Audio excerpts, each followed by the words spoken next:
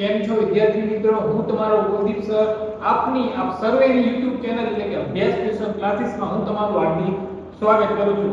હવે આજે આપણે જોઈશું ધોરણ 10 વિષય ગણિત ચેપ્ટર નંબર 3 વિચલ સુરેખ સમીકરણ યુગમાં. ગણિત વિષયમાં ગમે ત્યારે ચેપ્ટર લઈને બેસી તો પહેલો આપણને શું ખ્યાલ આવવો જોઈએ કે ચેપ્ટર કેટલા ગુણનું હશે. તો આપણે જોઈએ આ ચેપ્ટર કેટલા ગુણનું છે? ટોટલ 8 ગુણનું. 8 માંથી 2 ગુણના વૈકલ્પિક એટલે કે MCQ આવશે અને 3 માર્ક્સના દાખલા એટલે ટોટલ 8 માર્ક્સ. 3 માર્ક્સના દાખલા એટલે 6 અને 2 માર્ક્સના વિકલ્પ એટલે 6 અને 2 8 માર્ક્સ. હવે આપણે વિકલ્પમાં 2 માંથી 2 માર્ક્સ એટલે કે 2 માંથી 2 માર્ક્સ કઈ રીતે મળે એનો આપણે આજે અભ્યાસ કરીશું. તો સૌપ્રથમ 2 માર્ક્સના વિકલ્પમાં શું પૂછાય એનો આપણને ખ્યાલ હોવો જોઈએ. આપણને 2 માર્ક્સના વિકલ્પમાં 1 માર્ક્સના વિકલ્પમાં શું પૂછાય કે શરત આપેલી હોય એમ પૂછે કે આનો આલેખ કેવો મળે અથવા આનો ઉકેલ કેવો મળે, બંનેમાંથી એક પૂછે છે અને 100% આમાંથી જ આવે છે. તો શરૂ કરશું આપણે આજે. પહેલા આપણને શું આટલું યાદ હોવું જોઈએ. તો વિદ્યાર્થી મિત્રો, તમે તમારી સ્ક્રીન ઉપર એક પ્રશ્ન જોઈ રહ્યા છો એ બોર્ડ 2024 ની પરીક્ષામાં પૂછાઈ ગયો. પણ અત્યારે પ્રશ્ન જોતા તમને એવું લાગે કે આ તો અમને ન આવડે, પણ આ શીખ્યા પછી તમે એમ કહેશો અરે યાર આ તો એકદમ ઈઝી હતો. તો ચાલો આપણે શીખીએ. તો આના માટે શું જરૂરી? પહેલા આપણને શરતો યાદ હોવી પડે. તો શરતમાં પહેલી શરત શું? a1 ના ભાગ્યા a2 બરાબર b1 ના ભાગ્યા b2 જો સરખા ન હોય એટલે કે આ બંને બરાબર ન હોય તો એનો આલેખ કેવો મળશે? આલેખ મળશે છેદતી રેખા. આલેખ કેવો મળે? છેદતી રેખા. પણ ઉકેલ પૂછે તો ઉકેલ કેવો મળે? અનન્ય અથવા એક અને માત્ર એક જ. a1 ના ભાગ્યા a2 b1 ના ભાગ્યા b2 જો સરખા ન હોય તો એનો આલેખ કેવો મળે? છેદતી રેખા અને એનો ઉકેલ અનન્ય. અનન્ય એટલે એક અને માત્ર એક. હવે શરત નંબર 2 a1 ના છેદમાં a2 બરાબર b1 ના છેદમાં b2 બરાબર c1 ના છેદમાં c2 જો ત્રણે ત્રણ સરખા હોય a1 b1 અને c1 જો ત્રણે ત્રણ સરખા હોય તો આલેખ કેવો મળે? સંપાતી રેખા. જે આકૃતિમાં તમે જોઈ શકો. અને આલેખ તો આપણે ખબર પડી કે સંપાતી રેખા મળે, પણ એનો ઉકેલ કેવો મળે? તો એનો ઉકેલ કેવો મળશે? અનંત.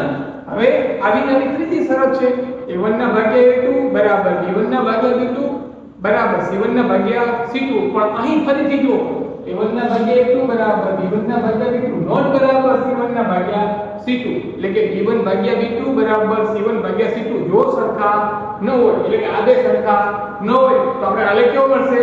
સમાંતર રેખા. જે આપણે જોઈ શકીએ કેવી મળશે? સમાંતર રેખા. પણ યાદ રાખજો આનો ઉકેલ કેવો મળે? તો કે અહીં ઉકેલ મળશે નહીં, એક પણ ઉકેલ મળે નહીં. તો કદાચ આપણને ડાયરેક્ટ MCQ માં પૂછે કે a1 ભાગ્યા a2 બરાબર b1 ભાગ્યા b2 નોટ બરાબર c1 ભાગ્યા c2 આવી શરત આપી હોય અને લખ્યું હોય નીચેનામાંથી કયો આલેખ મળે, આપણને તરત ખબર પડે કે આલેખ કેવો મળે? સમાંતર રેખા. પણ અમુક ટાઈમ શું કરે છે? આવા સમીકરણ આપે અને નીચે પૂછે ઉકેલ કેવો મળે અથવા આલેખ કેવો મળે. તો આપણે ચાલો એ જોઈએ. તમે ધોરણ 9 અથવા ધોરણ 10 માં તો બહુપદીમાં શીખી ગયા a b અને અચળ પદ ત્રીજું પદ એટલે કે c. તો આપણે શરત મુજબ આપણે a b અને c જોઈએ. બે સમીકરણ આપ્યા એટલે આપણે એકને a1 આપશું તો બીજાને a2. તો ચલો શરત મુજબ a1 ના છેદમાં a2 એટલે કે 2 ના ભાગ્યા 4 3 ના ભાગ્યા y ની આગળ કઈ જ ન હોય તો શું હોય? એક તો હોય. હવે આપણે 2 ના ભાગ્યા 4 છે તો આપણે ખબર પડે કે તો છેદ ઉડે. તો છેદ ઉડાડો 2 કા 2 2 દુ 4 2 દુ 4. હવે 3 નો ઘડિયો બોલો એ ક્યારે છેદ ઉડશે નહીં. તો શું લખશું? એમના એમ. હવે આપણે સરખા છે તો કે સરખા નથી તો કે નોટ ઇક્વલ ટુ.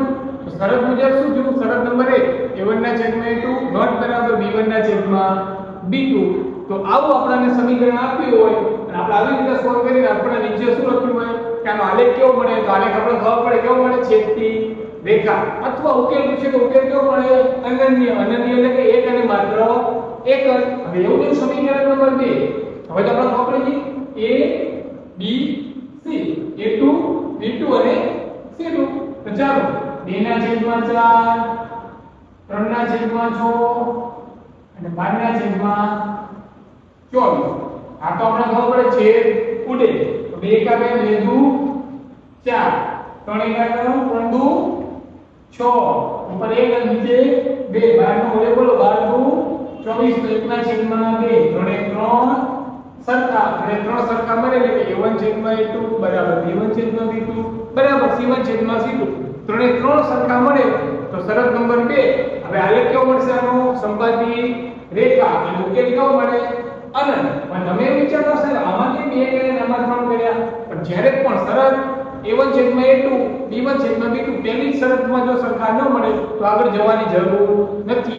હવે શરત નંબર 3 2 ભાગ્યા 6 3 ભાગ્યા 9 6 ભાગ્યા 10 બેનો વડે બોલો 6 એટલે 2 કા 2 2 4 2 તરી 6 તો 100 છે 1 ના છેદમાં 3 એનો વડે બોલો 3 તરી 9 તો 1 ના છેદમાં 3 આ તો બે બરાબર અને 6 નો વડે બોલો તો 6 ના ઘડિયામાં 10 આવી રહે છે ઉડે નહીં પણ બંને બેકી સંખ્યા એટલે છે તો ઉડતા જ હોય તો આના અડધા 3 10 ના અડધા 5 આ બંને સરખા નથી તો શરત નંબર 3 a1 ના છેદમાં a2 બરાબર b1 ના છેદમાં b2 નોટ બરાબર c1 ના છેદમાં c2 એટલે 1/3 પણ ત્રીજી શરત એટલે 3/5 એ સરખા નથી તો શરત નંબર 3 મળે. હવે શરત નંબર 3 નો આલેખ કેવો મળશે? આલેખ કેવો મળે? સમાંતર રેખા. પરંતુ યાદ રાખજો એનો ઉકેલ કેવો મળશે? એનાથી ઉકેલ મળે નહીં. હવે આવા જ તમને પ્રશ્નો અત્યારે તમારી સ્ક્રીન ઉપર છેલ્લે તમને જોવા મળશે એનો જવાબ તમે કમેન્ટ સેક્શનમાં લખીને મોકલજો. આભાર.